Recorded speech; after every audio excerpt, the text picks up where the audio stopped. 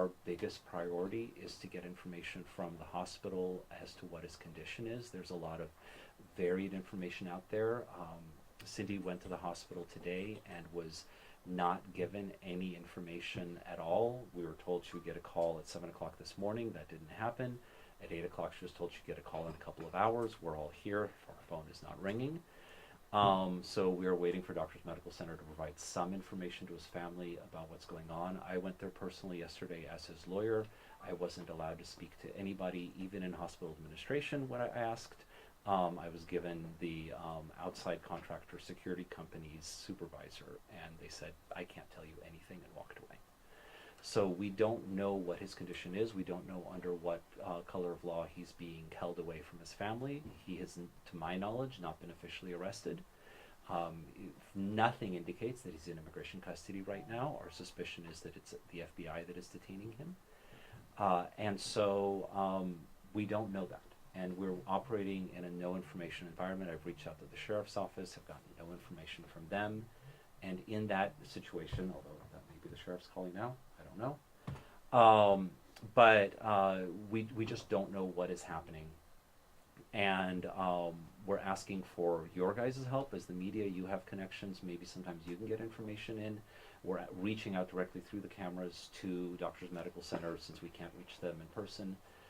And to the sheriffs, and to help contact me, tell me what is going on, help the family understand. This man left behind a U.S. citizen fiance and a 2-year-old daughter who's wondering where daddy is. And that's the tragedy of this, is no matter who you are, you have innocent kids who get involved, who get hurt because people aren't being treated like human beings. And so we appreciate you guys all being here, expressing interest, treating this as there are human beings involved on every side of the equation, and humanizing the story and helping us get the truth out here. And so I'll open up for questions to that. If we just one by one, and oh shoot, I see more people hopping online.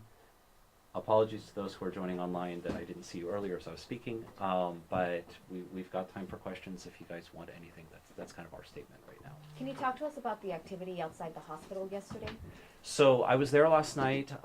There was what was shown as a vigil that was not organized by the family. It was a local community organization decided to put together a vigil that rapidly turned into a protest. I did speak to the protesters. I did ask to recognize that this is a difficult time, but people do have the right to free speech.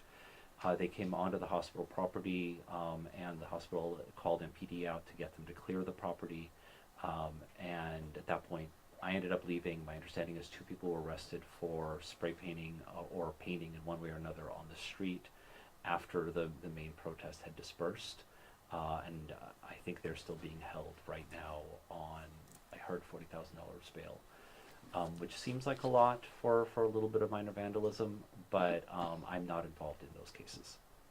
This is a question for the wife. Can you talk to us about who Carlos is at home? Yeah.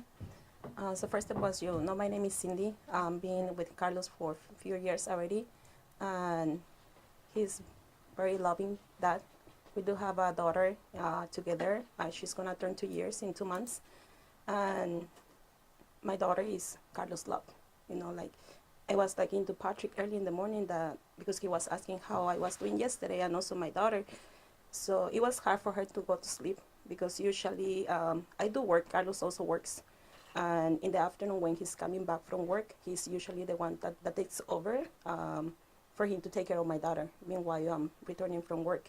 So he's the one that gives a shower, right, put her to sleep. And last night my daughter was literally waiting. My family was with me that day, last night, and when they left, my daughter literally walked to the door. Right, it was over 9 p.m. and she was still waiting for the dad. When I took her to the room because I still need to shower before putting her to sleep, she couldn't sleep. She was asking daddy for that, right? Looking around in the room, and she went to sleep around 1. Cindy, what, if anything, have you been told by Doctors Medical about the condition of your fiance? Mm-hmm. The only person that I had spoke with is Jennifer. She's the social worker from the hospital, and it happened yesterday after 4:30. I've been contacting I called directly to Patterson sheriff office. No one responded to me.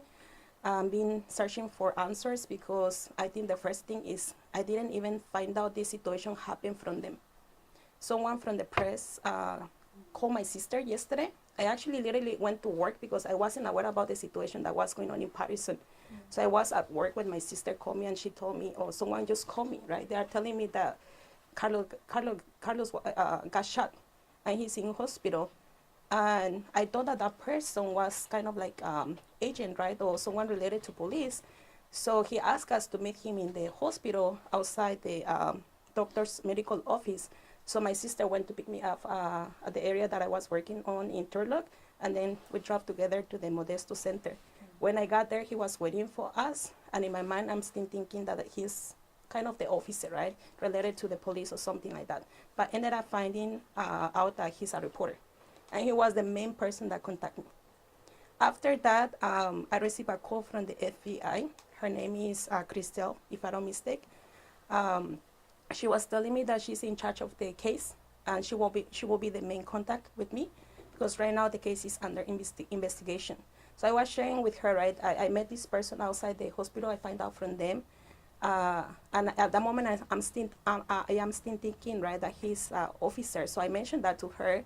And literally later on, she called me again and she asked me, oh, there's agent that is gonna go outside to meet you. So someone from the police department or from the county. So yes, this person called me. He said, I'm coming out. His name is Jorge.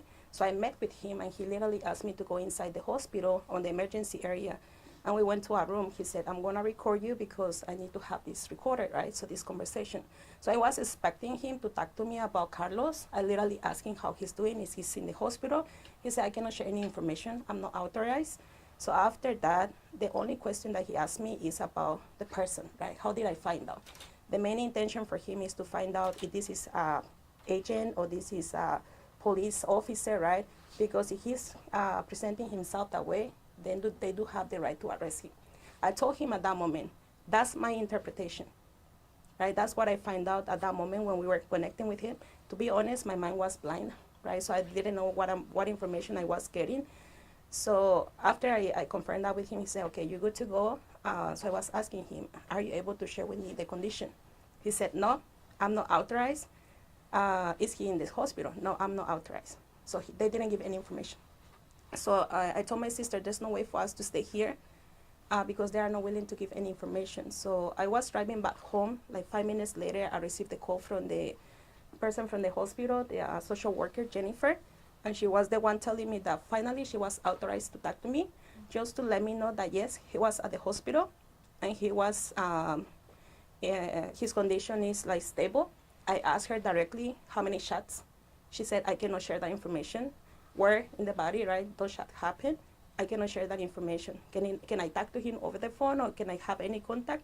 She said, no, you cannot. I'm not authorized to give those permissions until the FBI authorized for myself or they connect directly with you.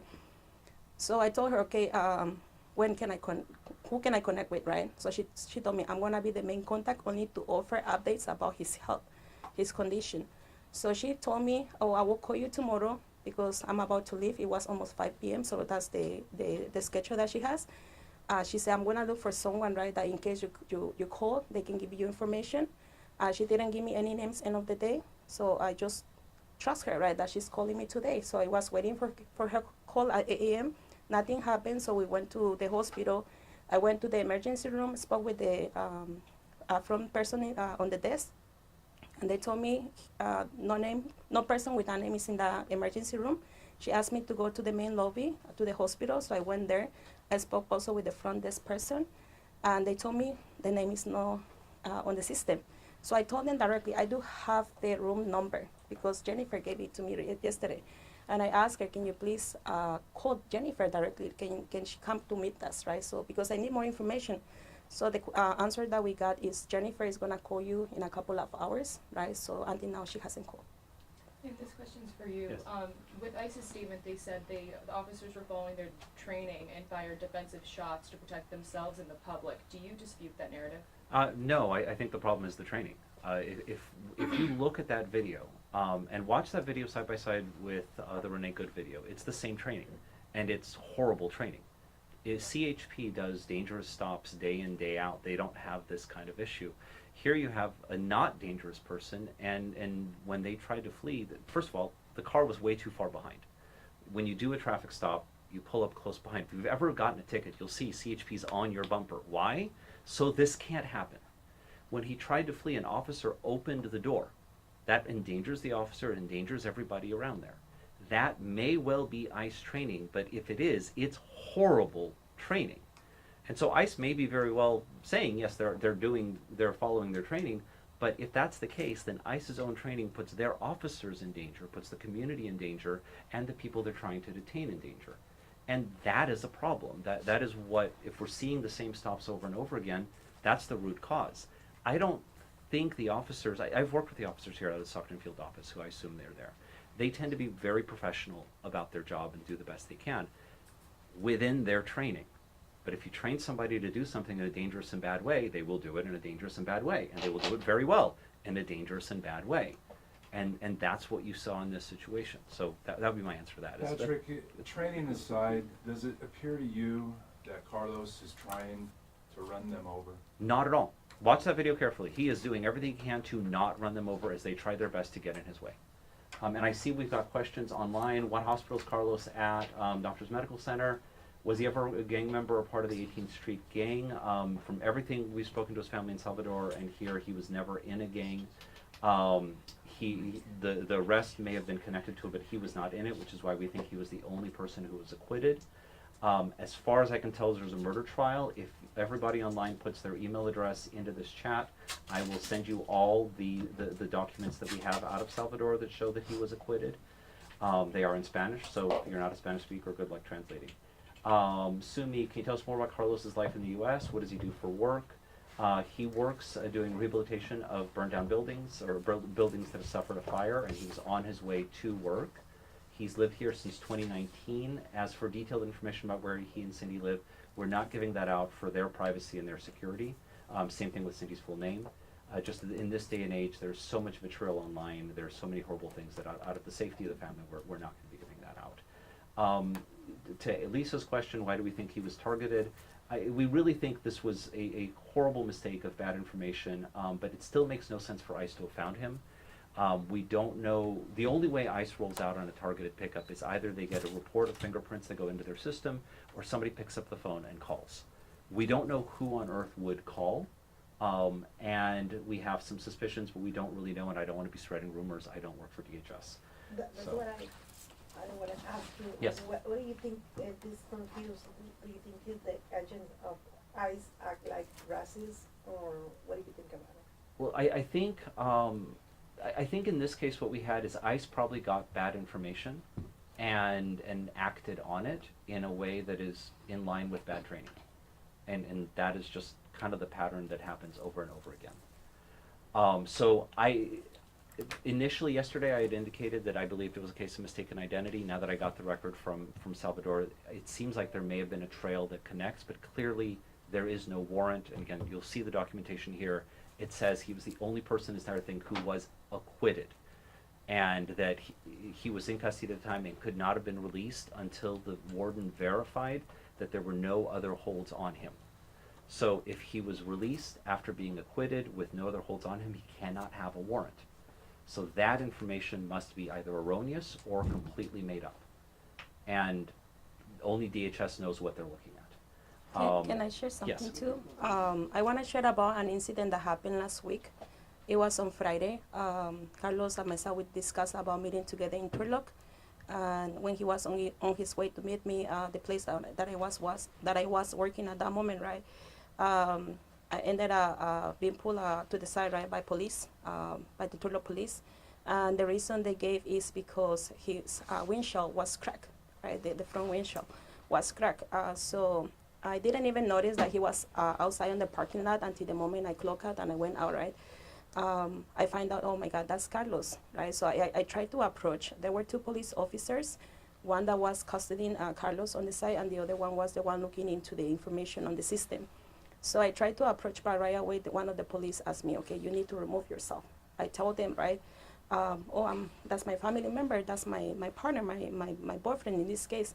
And he said, no, you need to move away. right? And the other person that was looking into the system came to me and he asked, "Are you family?" I said, "Yes."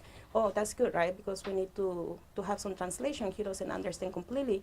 So I was asking the police officer, okay, what's the situation? So he confirmed with me the reason is because the windshield was cracked. And he was asking me, when did that happen? So I shared the information. I told him, the car is under my name, so I will take care of this, right? And they said, it took us some time because on system, it shows a lot of people with the same names and last names. So it literally, I wasn't present the whole time, but it took probably around 30 minutes based on my understanding. And after he confirmed with me that there was nothing wrong, they allowed us to leave, right? But Carlos was sharing with me, even in presence of the police, right? He was talking about one of the officers was very rude. It's the same person that was talking directly to me. And one question that the police officer, right, was giving information to myself about the situation. He just asked me, right, "Are you guys still living in Patterson?" I say, "Yes," right? So I'm thinking for the information that has been shown on the news, right, if they do have something against Carlos, at that moment they do have the right to detain him, right? Why they didn't do that, especially as police, right? I think those things shows up on system, even back then with the traffic ticket that he got. I think it's a way for them to stop him right away, right? So I do believe probably the incident is coming from there, right? I don't know if he was targeted after that one. And yesterday when we were looking into more information, one of my sisters was looking into the home cameras, the ones that shows the exterior, the main entrance. And we find out that when Carlos was leaving, because there were rumors that the shooting started around 3 a.m., right? But Carlos left the home around 6:15 a.m. Yesterday, he even woke up late, and he's like, feeling, probably I don't want to go to work. I said, "No, you need to go work," right? So he get up, he made himself ready, and he left. And one of the pictures that my sister showed me, there's a black car parked outside, just outside my home. And that similar car, the one that is shown on the video. So I'm thinking they're already waiting for him outside. So my question to Patrick yesterday is like, why didn't get him outside, right? So he was sharing some of the protocol. I understand, but why it took 15 minutes from home all the way almost to the freeway for them to make the stop? It doesn't make sense. Just to follow up on that same end, I know Yeah. we've been told numerous times that police and local agencies are not meant to work with ICE in this capacity. If it does turn out that that's what it's related to, is there any follow-up that you can do? Is there any way to trace that information back to this source? So, I mean, it gets into a lot of layers of speculation, which, like I said, I don't work for DHS, so I don't try to spread rumors. I think if it turns out that somebody did something improper, I would hope that given the attention this is getting, Turlock PD would do the right thing and on their own make sure that that didn't happen. You know, I'm not somebody who likes to put out and say somebody was doing malicious things. It doesn't add up, and there's a lot that doesn't add up. And certainly there are legal steps that can be taken if that's the case. But right now, I don't want to get into that. Our priority is finding out how Carlos is doing, get him out, and figure out what the heck is happening. And so we're putting out the call there, and then just reaching out and trying to get as much support as we can, which is why we appreciate you here. I see a couple questions on there again. Everyone keeps asking, was he ever a member of the 18th Street Gang? From everything we can find, he was not. I was not there with him in Salvador. I don't know the details, but from every piece of information that we've found and from what he's related to his family, he was not. We have not spoken to him. And so somebody asked, why did he try to flee? There was a question online. I wasn't with him at that time. I can only imagine. If you see what has been happening in immigration detention and you find yourself about to be detained and you see the conditions that people are going through and the reports of deaths and rapes and horrible conditions in there, it's natural to try to flee. Whether that's a good idea, I'm certainly not encouraging people to become fugitives and flee from law enforcement, but if you want to talk about a human reaction in that moment, if you think you're about to be sequestered away in a secret prison and you believe it, whether or not anyone wants to say that is happening or not, if you subjectively believe that that's what's going to happen to you, you're going to run. This is why we have a system of laws. This is what's made America great for 250 years, is we do believe in the rule of law. People know it's predictable what's going to happen. We don't have secret prisons. And now that we seem to, people are reacting in irrational ways. And that is a thing that happens. So, and it endangers everybody on all sides. Any more here, because we've been focusing on online? Yes. Yes. So this area is naturally a very large migrant community. Yes. And so there's a lot of fear right now for those. So what kind of legal advice and advice generally would you give to them? So my first advice to everybody always is don't panic. Panic is generally speaking the worst enemy. To this day, even in this incident, this was clearly a targeted pickup. It follows the protocol for an ICE targeted pickup. This happens, it's not sharing anything secret. ICE follows somebody along, they wait until they're on an isolated stretch of road without anybody around them, they initiate a traffic stop, the person stops because they're a law-abiding person who sees lights behind them, they pull over. And then ICE comes out, they effectively pretend to be local law enforcement in order to initiate the stop, and then they identify themselves at ICE, and they take the person into custody, abandoning the car on the side of the road. That's the norm for ICE stops. So if you are in a situation where you think that's happening and you're questioning whether that is actually ICE or a police officer behind you, call 911. Say, you know what, somebody's trying to stop me. I don't know if it's somebody who is from law enforcement or not. I don't see a black and white behind me. And 911 will be able to confirm if that's a local law enforcement person who's trying to stop you. At least that way we get the information out there. If you are in a situation where you're afraid that you may have immigration problems, the right time to get legal advice is now, not wait before. And that's not so much related to this case, but in other cases we've seen people can do a lot to improve their situation. Yes, it can take a month or two to get in to see a lawyer. For some reason, we're all busy right now. But get your ducks in a row, no pun intended, as early as you possibly can. And that's the best way that you're talking about. So, next question. Cindy, what was your reaction when you heard ICE describe him as a gang member wanted in connection to a murder? I'm surprised. I have seen the cases from previous situations that happen in the whole country. I know they will find a way to make him be the person responsible, right? I understand probably they want to look into what are the cases, right, that happened previous here. Whatever he shared earlier is what I know, right? Based on that documentation, that's what I got directly from Carlos before. So going back to your question, I feel like there's only ways for them to excuse what happened, right? Because I understand there's protocols, but I think one thing that we need to understand, we are dealing with people, right? I think that's the biggest part. I understand they want to look for people. I understand they want to make this country better, as they mentioned, but in reality, they are impacting families. In this case, it's my family. I saw those cases before on the news. I always wish nothing happened to my family, right? Unfortunately, right now, it's me, and that's the reason why I'm here also, because I'm also representing our community. I don't want these situations to continue happening and continue blaming these people, right? Like, in this case, Carlos. Again, he was on his way to work. If they really want to detain him, they did have 50 minutes from home or the way where the situation happened. They didn't do it, right? So I think there's things that we can still look into it. I think the main part that I want to share is that he's a good dad. He's a hardworking person. His family is also asking for questions at this moment. I cannot share anything because I don't even have that information. And the part that I don't appreciate is that there's no one contacting me.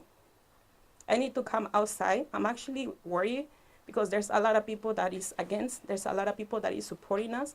But I have heard or I have read the comments on social media. It's painful. People wishing for him to die, right? In my mind, I'm thinking how we got into this point as humans, why we are wishing someone's dead. I understand if there's something that they can investigate, they can still do it the right way. But why we need to wish someone's dead because we believe on whatever situation is happening in this country. I came to the U.S., my dad brought us, right? My whole family. Legally, I'm so grateful for that. Not everybody has the same situation, but I don't think that people is migrating to this country to do something bad, right? We understand the situation in El Salvador. I'm worried about that, right? But at the same time, I know Carlos based on my experience living with him, based on the years that we've been together, the situations that we encounter, and I know he's not that bad person that they're painting outside. And that's why I'm here. Cindy, quick question. I know you haven't been able to speak with Carlos, so if you could say something to him now, what would you say? Actually, yesterday when I spoke with Jennifer, the social officer, I asked her, is there any way that you can give a message to him? She told me yes. So what I told her to tell him directly is, I just want you to know that we know that you're there, right? That we are here doing our best to support you. because my biggest fears, I know he was fear. That's why his reaction, right?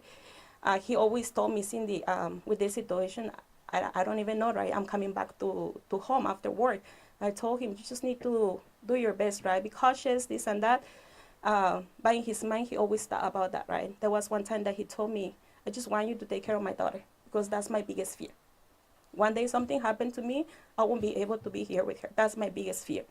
And I believe yesterday his reaction is coming from fear, right? Some people agree, some people disagree, but based on what I know, I do believe it's coming from that. And again, if he's looking at me right now, he's seeing me on TV right now, or any way, just want him to know that I'm here for you, whole family is here for you, and we will do our best to support you as much as we can. How old is he? 36. 36. So, and we've had a couple questions online. What is his immigration status? First of all, what his status is doesn't really matter from legal purpose, because we're seeing this happen across the board. And the other answer is we don't officially know. From what I've understood from the family, he's present without status, but nobody who I've been able to talk to was there when he entered, and nobody seems to know whether he entered on a visa or without a visa. If I could speak to him, I would be able to answer these questions. But because we're not able to get that information, again, I don't want to be putting rumors out there until I've actually confirmed whether he is in a status, whether he's a visa overstay, how he entered the country. There are so many different ways to try to understand that. As far as we understand, he came here in 2019, but again, without being able to speak to him and confirm that, I just don't know, and there's enough misinformation out there right now about this. So, quick question. So we all wish his health and we return, but are you worried about them doubling down like they've done in the past, where they just immediately deport people without question? So my understanding at the moment is that immigration is not the agency that is detaining him. And he does have rights to keep himself from being removed. There are different paths that he can pursue. I have a lot more concern right now about just getting information and finding out how is he doing, is he alive, is he recovering, and what is his situation. We're all speculating, we're all piecing together. He's the only person who knows his life. And I look forward to sitting down with him, finding out where these rumors of the gangs are coming from, what was the story behind this case. But we literally got this in the last hour, and I'm trying to find out in Salvador through a lawyer what exactly happened in that case. I'll be happy to report that all to you. And again, people are asking online about Cindy's last name. We are not giving out her last name for privacy reasons. Just it is such a hot topic right now. Somebody asked for file the habeas petition. We haven't yet because we don't fully know what agency is detaining him and why. And so I am reaching out to the FBI to try to understand that. We've reached out to the sheriff's office, who we've seen at the jail. And so we're just trying to understand that. I also know that we have some Spanish-speaking media here, and I did promise that we would do part of this press conference in Spanish. So, si quieres, podemos cambiar en español. Oh, Okay, so